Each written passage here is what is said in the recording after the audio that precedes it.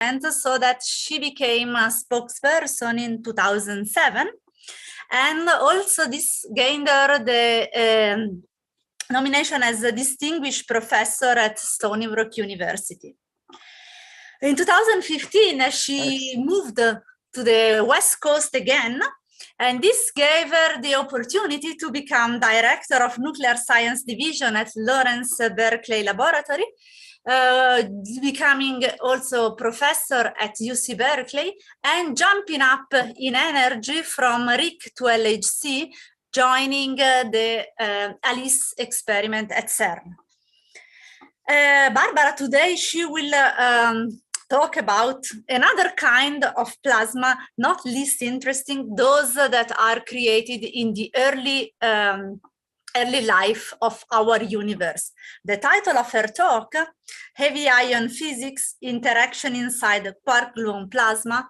Barbara, the stage is yours. People enjoy it. Thank you very much. I hope you can hear me okay and see my slides. Very good. So today I want to focus on how does the quark-gluon plasma work? And I want to start by reminding you of some of the things that you heard already yesterday from Johanna Stachel. The theory of quarks, gluons, and their interactions is called quantum chromodynamics. It's a lot like electrodynamics, but more complicated. It's non-abelian.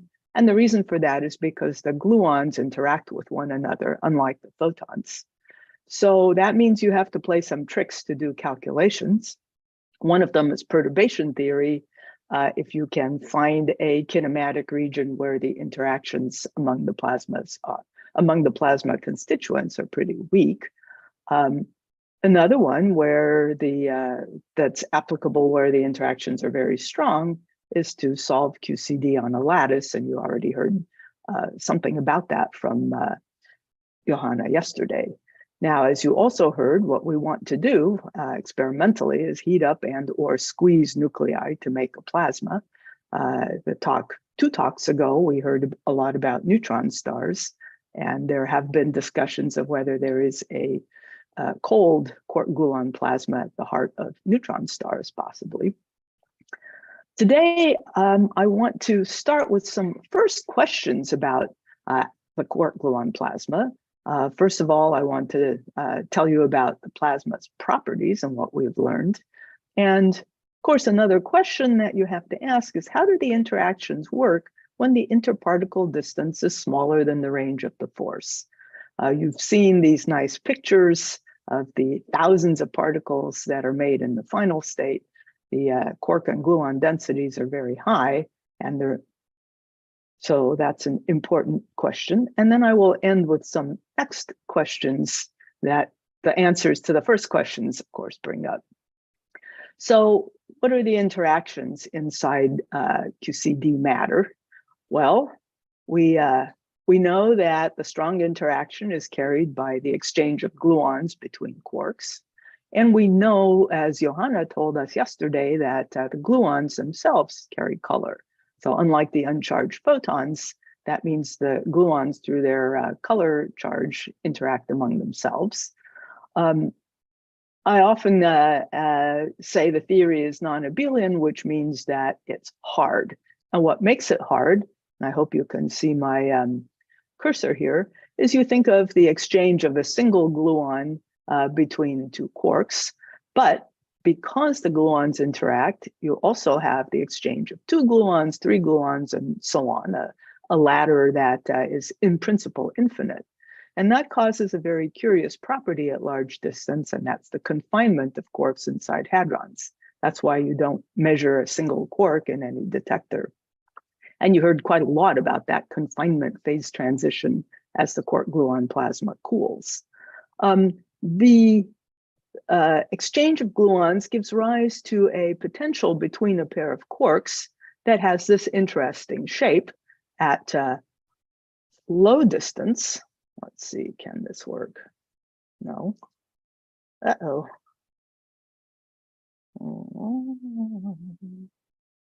I seem to be stuck. Sorry about that. Let's see if I can fix this. I'm sorry, having a technical problem. Let me finish this thought and see if I can fix the technical problem. So at very small distance, you see that the potential between a pair of quarks gets small, and that is what we call, it makes them essentially free. And this asymptotic freedom was the subject of a Nobel Prize some years ago. But you see, as you pull the quarks further apart, the potential gets very large, and that's the confining potential. Let me see if I can fix my technical problem here. Yep, okay, let's try this again. And go back to share screen and share the correct one. Share. And you should be able to now see my slides again. Now, what happens when you raise the temperature or the density? Well, as you already heard yesterday, you raise the temperature, you make a lot of gluons and quark-antiquark pairs. And so it's the same thing as raising the density. And as with any other plasma, you then should expect some screening. And if you look at this lower right plot, you see that here's our potential, the same as plotted here. And as you increase the temperature of the QCD matter and you create more and more particles, you have more and more screening of this confining potential until finally at a critical temperature, then the screening is essentially complete and you no longer have binding into hadrons. And so you have a phase transition to a deconfined quark-gluon plasma. And that screening temperature is about 160 MeV. So then one would ask, how should this matter at high temperature work? What you see plotted here is, again, from lattice QCD, a plot of the energy density over the temperature to the fourth as a function of the temperature in units of the critical temperature. And you see what you would expect for the phase transition that you heard about yesterday. Namely, at low temperature, the energy density is fairly low. You have a very sharp jump at the phase transition.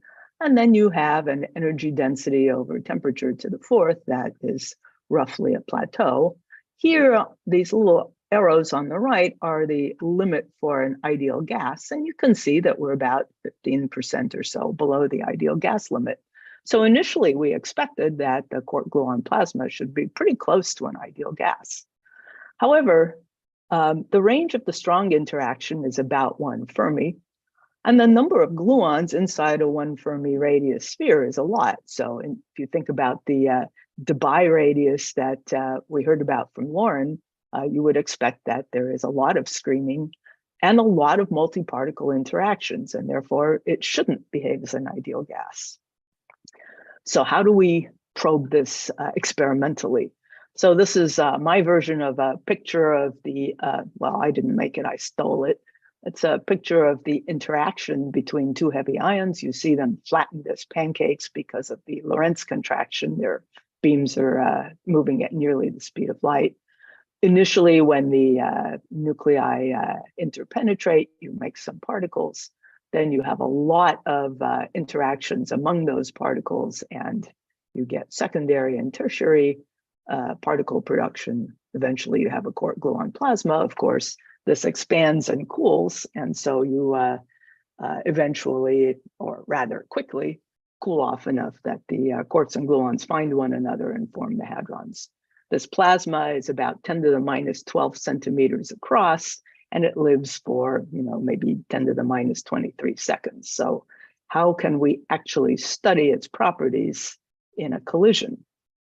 Well, of course, you study it with particles coming out. We don't get to shine a laser on it and have a look. So we have to be a little bit more tricky. Now, if you want to study the bulk, we use what Lauren and her friends would call the internal plasma probes, namely the particles that come out. You heard a lot about what they look like in the hadronic phase from Johanna yesterday. If you want to set a scale other than the temperature of the plasma, then you would like to use an external probe. Again, it's a strong interaction, so a laser wouldn't work even if you could shine a laser at the speed and get it timing right. So what we do is we use an auto-generated probe that's sort of external. This is from very high momentum transfer initial scatterings here, and I will talk more about that. Of course, any good experiment needs a control probe, and for us, it's photons coming out of the plasma since they don't feel the strong interaction. They only feel the electromagnetic interaction. So we've done these nice measurements of the thousands and thousands of particles coming out of one of these droplets of quark gluon plasma. And the first thing you would ask is there a collective velocity? Now, what would give rise to that? If you look at these cartoons here, you have a sphere or a cylinder that's expanding, then you know that there is a collective expansion velocity on the surface. You can calculate this with the equations of fluid dynamics, which I write here just so that you know that we actually did look them up, and people smarter than me put them on a computer and can actually simulate the behavior of the quark gluon plasma with hydrodynamics. It's harder than you might think because, of course, the particles are relativistic. From the experimental point of view, how do we measure it? Well, here on the left, you see a cartoon of two large nuclei, lead nuclei in the case of the Large Hadron Collider, gold nuclei at RIC. They've just passed through one another, and you can see that the region where they overlapped has this sort of almond shape, so it's not completely symmetric. If you look at this from the beam's eye view, you can see that there's this almond-shaped overlap region in coordinate space. Now, the interactions among the particles inside this then give you, and they translate this asymmetry in coordinate space into an anisotropy in momentum space. And we can actually look for that experimentally by looking in the azimuthal direction, the opening angle distribution among every pair of particles. If there is no preferred direction that comes from this initial asymmetry, then this distribution should be flat. You immediately see that it is not flat. This is for different impact parameters and different momenta bins of the particles. So we can, in fact, quantify the collective flow by subjecting these opening angle distributions to a Fourier analysis. And if you want to measure the anisotropy that comes from this asymmetry, you look at the second Fourier coefficient, which we call elliptic flow. So that was done first at RIC about a few weeks after the very first data taking. And you can see here in the blue and the black points, the data results. So on the left are peripheral collisions where the nuclei just barely overlap. On the right are the most central collisions where the nuclei overlap almost completely. And you can see that for the more peripheral collisions where the asymmetry is maximum, you actually have the second Fourier coefficient of about 7 or 8%. And that's, in fact, a huge anisotropy that's observed. You can see here in the red bars a very early calculation with hydrodynamics, and you can see that it actually has the same general trends as the data. And you might wonder, well, why is the asymmetry so small for the most central collisions, where after all, the plasma droplet should be the largest? And that's because it's not very, the anisotropy is small because the asymmetry is pretty small. Here at the very peripheral collisions, you have a very small plasma droplet, and it's not clear that hydrodynamics treating it as a single fluid should be correct. Now, the other thing we learned from this is that you have a huge pressure buildup that's very fast. If you don't start your hydrodynamics very quickly after the collision takes place, you miss the data. Now, of course, we can do more than that. We can look at the elliptic flow of different particles separately. Here it is for mesons, in this case, pions, and for baryons, which you may recall are 3 quark states, protons and antiprotons. And you see that they are different, as you might expect. If you add a constant velocity to the velocity of different mass objects, then of course your velocity boost is going to be have a different effect on their momentum.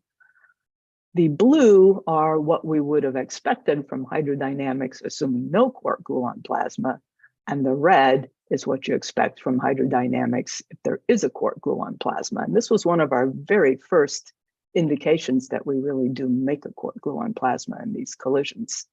Another very important thing that came out of this is that it only works with a viscosity over entropy ratio of about 0. Lots more work was done to quantify this much better. Now, what does that tell us? This very, very low viscosity tells us that that hot QCD matter, the quark-gluon plasma, is strongly coupled. Not just a strong interaction, but strongly coupled. It's actually exhibits a hydrodynamic flow with a viscosity over entropy ratio that's very near the limit that's predicted from the uncertainty principle. And string theorists were very excited because this was one of the first physical systems that they could actually apply some of the ideas from string theory to essentially using the duality of field theory to black holes, which is a whole separate talk that somebody else could do better than me. Now, what does a very low viscosity mean? It means that you have a very small resistance to transverse waves. And the only way that you can very well transport transverse waves through a fluid is if you have very many interactions. And that means the cross-section for interactions among the particles inside is very large. The low viscosity over entropy ratio is why we like to call the quark-gluon plasma a nearly perfect liquid. As you might imagine, there are a lot of jokes about it being almost as perfect as things like whiskey or vodka. But a more scientific comparison probably is to compare to water, helium, ultra-cold atoms. And here is the inferred from the data viscosity over entropy ratio for quark-gluon plasma. And you can see two things. One is it really does get very close to this limit. The other one is that as the temperature goes up, you can see that the uncertainties are very large, and there's a lot of experimental work going on to try and improve that. One aside, you may be wondering why I'm talking about entropy as the denominator here rather than the number of particles. But remember, since the gluons interact among themselves, our number of particles isn't fixed in a collision, and therefore the entropy is a better measure of the particle number. So it's worth taking a step back and noting that there are many types of strongly coupled matter. And the quark-gluon plasma is a lot like the other systems that have strong coupling. I did make this slide before I heard Lauren's talk or even her title. The dusty plasmas and warm dense plasmas are strongly coupled. They have liquid and even crystalline phases, as we've just heard. Interestingly enough, our quark-gluon plasma, which has a temperature of 10 to the 12 kelvins or so, behaves in a very similar way to ultra-cold atomic gases with 10 to the -7 kelvins temperature. Those can be, you can trap lithium ions in a trap and excite a resonance that causes a strong interaction among them. And then you see the same kind of elliptic flow as we saw in heavy ion collisions. And of course, condensed matter is full of extremely interesting phases of strongly correlated matter. Now, in all of these cases, these funny behaviors and phase transitions are because you have a competition between attractive forces and either repulsive forces or kinetic energy. In high TC superconductors, the competition is between magnetic and potential energy. But in all these cases, the result is that you have many body interactions rather than pairwise interactions. Okay, so let's talk about energy transport in quark-gluon plasma. How do we measure that? Well, what we do is we measure the spectra of particles that come out at 90 degrees to the beam direction. 90 degrees is very nice because they're the properties of the plasma dominate rather than the beam kinematics. And here's a measurement of pions that come out of the collision at RIC, so 200 GeV per nucleon. And you can see that it has a nice power law shape out to about 13 or 14 GeV in momentum transverse to the beam. And what you can see down here is that QCD, calculated perturbatively, does a very nice job in explaining this. So then you can turn around and make the exact same measurement in the most central gold-gold collisions. And there you have these red points. We can calculate pretty well the geometry, and we know that these our sample of central collisions corresponds to about 975 single nucleon-nucleon collisions. So you can take your measured proton spectrum, multiply it up by 975 to predict what we should see in gold-gold collisions. And right away, you already see that we have a deficit of what we observe compared to what we expect. You can then take the ratio of the observed to the expected. We call this the nuclear modification factor, or RAA. And that tells us how big is the deficit, and you can plot that as a function of the transverse energy. There's a picture again from Rick. After a little more data taking, we could go out to 20 GeV, and you can see that we see about a fifth or a quarter as many particles as you expect. Now, of course, when you see that, you think, do we actually know what we're doing? So that's where our control probe comes in, and we look at the yield of photons. They don't feel the plasma. They don't feel the strong interaction. And sure enough, this nuclear modification factor of what you observe over what you expect from proton-proton collisions is 1. So this tells us that we really are seeing that there's a significant energy loss by quarks and gluons, which are color charged. Now, when the LHC came along, one could reach much, much higher energies. And here's a plot from the CMS experiment at the LHC. And there you can see this same sort of 20%, 25%. But then you can go from 20 GeV all the way out to 300. And though you see the energy loss is a little bit smaller, it levels off at about 50%. Again, you can look at photons or W or Z bosons, and you see that there is no suppression. There you don't see any energy loss. So this is the phenomenon known as jet quenching. And of course, what one would want to know is, what is the mechanism for losing so much energy? And is it radiation? Is it induced radiation, just as charges going through matter interacting electromagnetically shake off photons? Here, we should have radiation of gluons. You might also have some multiple scattering. I should comment that the particles, the points over here are actually measured with jets. And I'm going to talk a lot more about jets. You may also be wondering about this nifty cartoon I have here. So this shows, it's a cartoon of a large momentum transfer scattering among quarks or gluons from our two beam particles. And you can see that if it's near the surface, the one that's near the surface should come out pretty much unperturbed, but the other one has to interact with the bulk of the plasma. So the jets are a way of looking at everything that comes out from a single parent quark or gluon with high momentum.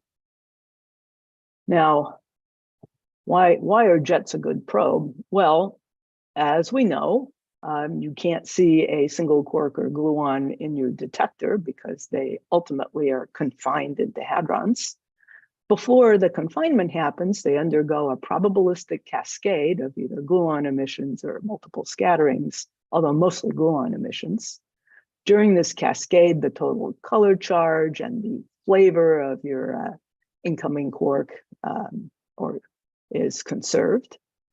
Now, an interesting feature is that these successive branchings are ordered in angle. So your first branching over here tends to be a small angle, and then you fill in the larger angles from later branchings. And that's because you have a color coherence that tends to suppress this large angle radiation. So let's see if we can actually see full jets. And again, I show you this cartoon. And the question is, if we require a high momentum jet, what do we see on the other side? So here's again a plot from CMS. They required a 200 GeV jet. Here's a nice one. You can see in their calorimeter, which measures the total energy of particles, you can see a nice pattern that consists of multiple particles. And then you look at 90 degrees in azimuth from that, and lo and behold, what you see is a jet that doesn't have 200 GeV, but is actually down to 70 GeV. And it has a wider, broader, different shape. So let's see if we can connect these observations to QCD in a way that's calculable. I like this cartoon a lot. I stole it from Yassine Metartani because it shows if you have this nice jet that's fragmenting in vacuum or in PP collisions, you expect these sorts of branchings, and they're calculable with QCD. If your jet has a very high energy, it goes through. Before it does lots of branching, it does interact with gluons in your very dense plasma. And so there should be some additional branches. That's going to radiate, that you can think of this as a radiated gluon. That's going to make a secondary shower that could make your entire jet wider. However, when you're not looking at 200 GeV, but maybe 30 GeV jets or so, then those should start to fragment in the medium, and then you're going to get a lot more of these secondary emissions that will make the jet, will change the structure of the jet. Now, these splittings here are calculable, and these first splittings are also calculable with perturbation theory. And that makes them a very nice probe of what the plasma is doing to the jets. So the first question, of course, you would ask is, okay, there's energy loss. How much energy is lost? So we quantify that with a parameter that we call Q hat. It's related to the typical momentum, transverse momentum transfer per scattering as your high momentum quark or gluon goes zooming through the plasma, divided by the mean free path, which means the typical PT transfer per scatter times the number of scatterings. And you can see that fitting theory to the data, that at about 500 MeV temperature, this Q hat's about 1.9 GeV squared per Fermi. So it's got kind of the right units. If you turn down the temperature of the plasma by going from the LHC to RIC, then it's like 1.2 GeV squared per Fermi. And if you go down to a hot hadron gas just below the phase transition temperature, it should be about 0.38. And in cold nuclear matter, it's been calculated, also looked at in data, it should be about a factor of 100 less than what we expect at the Large Hadron Collider. So that's a really big difference. And let's see if we can connect that to the way the jets interact in the matter to see how that energy loss happens. So I have a cartoon here that tells you something about the scales because it's important. This is the same, our initial quark or gluon shaking off gluons, which then interact among themselves. And then this part here is calculable with perturbation theory as these blobs where these collect turn into the hadrons that we actually see in our detectors. That part's not calculable in perturbative QCD. So what we need to do is to have a suite of observables in order to explore this whole phase space and connect what we can measure inside the jet to these initial splittings.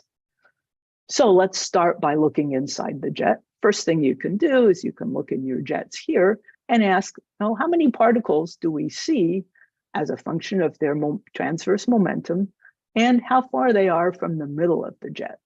So if you look here in the black points, that's right around the very middle of the jet. And you can see that the ratio of what you see in lead-lead to what you expect from proton-proton is the ratio of the particle densities. You can see that that's sitting here right about 1. As you look further and further from the center of the jet, where you expect to see more of the modifications, as you see here in the data plot, that should correspond to these branchings, then you see something changes. As you go further to the outside of the jet, you see an excess of low transverse momentum particles, and you see a suppression of the high transverse momentum particles, which is what you would expect from energy loss. So you can say that this particle density as a function of PT narrows. You might ask, is there a medium response? And I loved Lauren's pictures of the wakes. We've been looking for those. We may have some evidence of it, but that's still under intense discussion. Now, to quantify what's going on here, what we need to do is to compare the theory and pin down theory parameters by comparing with the data. I'm going to skip this slide. So since we know that the very large angle soft stuff is not very calculable with perturbation theory, what we do is we do something called grooming. We have a grooming approach to remove the wide angle soft radiation. Now, you need an approach that's quantifiable. You can't just say, oh, I don't like this one, I'm going to throw it out. So we make a cut in the energy of the particles and their angle. And the soft drop grooming works on both hadrons and partons, which means that you can calculate with perturbative QCD the hard parton splittings, and then you can groom that shower the same way you can groom a jet in the data. So we do that, and of course we start by benchmarking the jets and proton-proton collisions. After all, if you want to look for modification by the plasma, you have to know what you're modifying from.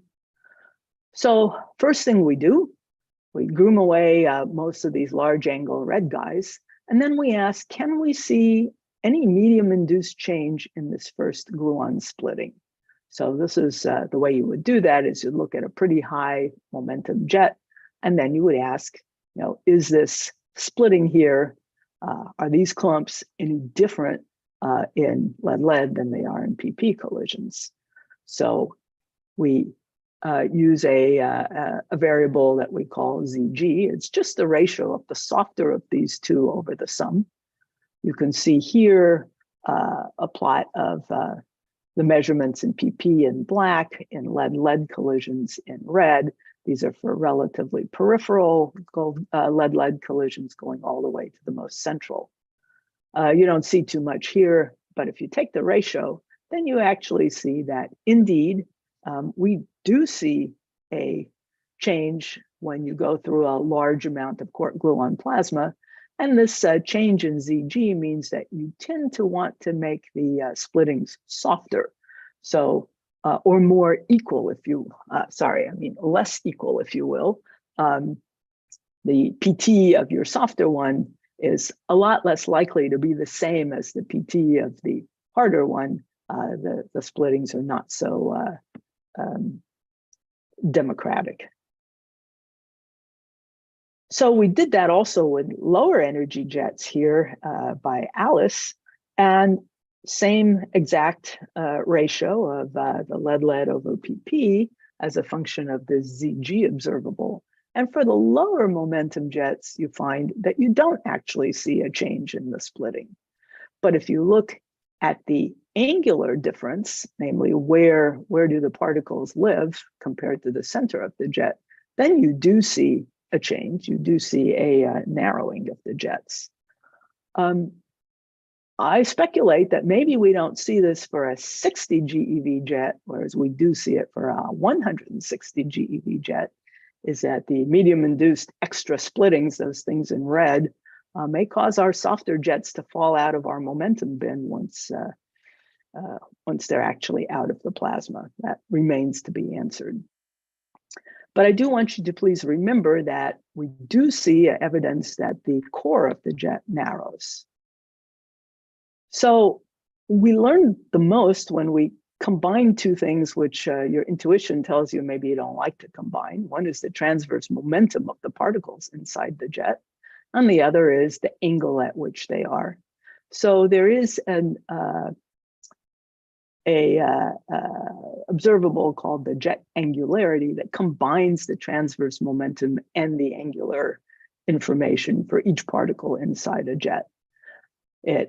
What you do is for each of the particles inside the jet, you calculate the ratio of the transverse momentum of that particle over the transverse momentum of the entire jet. And then you weight that with its angular distance divided by the size of the jet raised to some power. And by changing this power, you can change how much you weight the angular information. Now, one of the things that's very nice about this observable is that it is what's known as IRC safe. That means infrared and collinear safe, and that means it's calculable perturbatively. So you add this up for your jets that you measure, and the theorists can create the same observable for parton showers that they can calculate. So how does that look?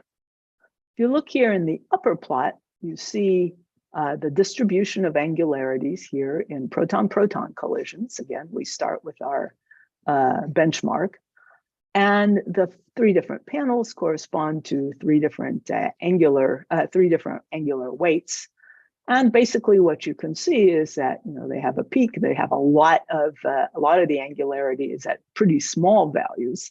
And the way you get a small value is that the PT is low and the angular location is also pretty small. And of course, the more you weight that by increasing alpha, the more you shift towards low PT. For these very outermost points, you can see that the shape is calculable in perturbative QCD, but this is confusing. So then you apply the grooming and you get these plots. And then you see by plotting the data over the theory, you can see that in this region that is perturbative, that you actually do pretty well with your theory. So now let's look in lead-lead collisions. Here are the ungroomed jets in lead-lead collisions compared to PP data. Here are the groomed jets in lead-lead in closed points compared to PP data, and you can take the ratio. The black points show you right away that you have a lot more going on at low angularity and you have a deficit at high angularity. And when you groom the really soft stuff away, you can reproduce this with a number of the theoretical calculations. So this kind of shape is what you would expect if the jets narrow when they go through the quark gluon plasma. And remember, I showed you that in the theta G, we also saw a narrowing, and that's true in other jet substructure observables. If you keep in mind that something that we know already from E plus E minus collisions, that quark jets are narrower than gluon jets, perhaps what we're seeing is that gluon jets lose more energy. Would be not surprising at all. So since my time is almost up, let's talk about open questions. So how can the quark gluon plasma be hydrodynamic so quickly? Well, that's an interesting question. There's a lot of theoretical work going on. You know, people studied, do we have plasma instabilities? In principle, they could make the particles, all the particles, the soft stuff created in the collision become isotropic very quickly. Is that what's going on? There are some other interesting ideas, and we need to figure out how to verify those experimentally. Not so easy because the timescales are about 1/10 of our 10 to the minus 23 seconds.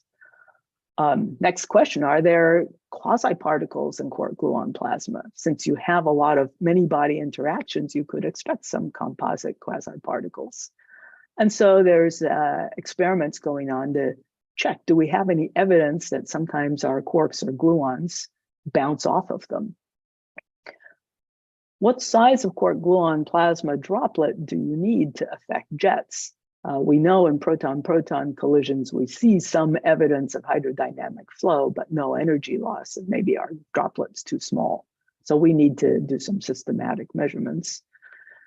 Similarly, to quantify the temperature dependence of this quark gluon plasma opacity and how much energy it sucks out of high momentum quarks or gluons.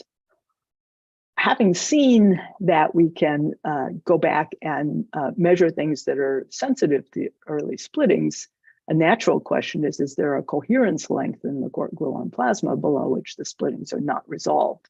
That may be very much related to the existence or non-existence of quasi-particles in the plasma.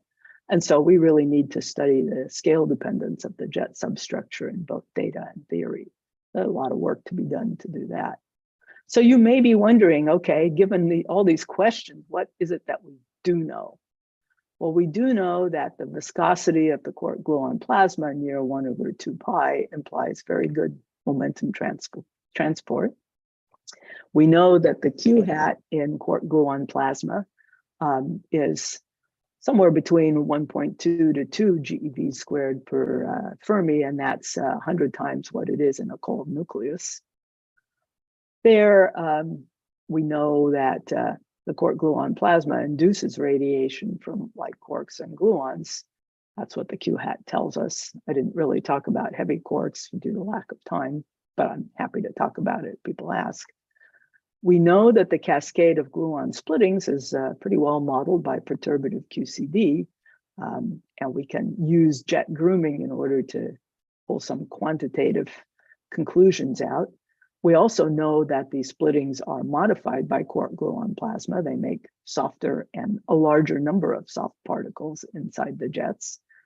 And we know that the jet core is narrowed, and that's probably trying to tell us that gluons lose more energy than quarks in the quark gluon plasma. Now, one thing that this leads one to wonder is, well, what about in cold, dense QCD matter? You would ask that regarding the interior of a neutron star, but you can also wonder about what happens in the very interior of nucleons and nuclei. And I want to remind you of a discovery that was made a few years ago, namely that the spin of the nucleon is actually spread out among the quarks and gluons. We know this by measuring the polarization of partons in polarized protons. You scatter off of them and see what happens. You know, naively, we thought, well, okay, a proton has 3 valence quarks. It has a spin of a half. These guys each have a spin of a half. So 2 of them cancel, and the third one gives you the spin of the proton. And that's completely wrong. We've known that for quite a while. What's really going on inside the quark, inside the proton, is that these gluons, in fact, split into quark-antiquark pairs. And there's a lot going on in there. And we measured at RIC using polarized proton-proton collisions that, in fact, the gluons carry a big fraction of the substantial fraction of the spin. These guys only carry about 20% of the proton's half-integer spin. These guys have maybe another 20%. And so the real picture of what's happening deep inside a proton is more like this complicated mess. And that would tell us that the initial state of colliding lead nuclei already has many body interactions. And we are going to try and measure that by scattering electrons off of nuclei at the new electron-ion collider that's being built at Brookhaven Lab by adding electrons to the ions at RIC. So I want to end by showing you a picture of my group enjoying a nice barbecue here in my backyard. And thank you for your attention. Many thanks, Barbara. I also remember nice barbecues at your place. So let's try to keep the questions short for the sake of having a little break. And the first one is Nandini Trivedi. Hi, Barbara. I have a question about the viscosity over entropy ratio. And my question was, is there any possibility, because you have gluons and these quarks, that they could be pairing up and making like a superfluid? And that is why this ratio might be so small? Indeed, there are calculations that there could be pairing. We know inside normal nuclei, there's a lot of pairing. You get interesting neutron-proton correlations inside a nucleus that you would expect if there is pairing. So that is possible. Now, of course, at the very high temperatures, the kinetic, the thermal energy is much higher than the pairing energy. So it would be surprising if that were dominant, but should be happening, I would imagine, out on the edges. Okay, thanks. And I also didn't quite understand why. I thought helium, the viscosity should go to 0 once it becomes a superfluid. So why was it higher than the quark-gluon plasma result? Because That's if a great it's below question. like a 2 Kelvin or so, is Right. this the result for helium at a higher temperature? No, it's just that 0, it's not exactly 0. Nobody gets to exactly 0 viscosity. No, not 0, but low. below TC, below the transition temperature. Right. Isn't the viscosity? That's right here, 0? this point. Yeah. That's right, this point, and the viscosity is not exactly 0. It's very tiny, but it's not 0. And even the cold, ultra cold atoms, in fact, have a lower viscosity than superfluid helium.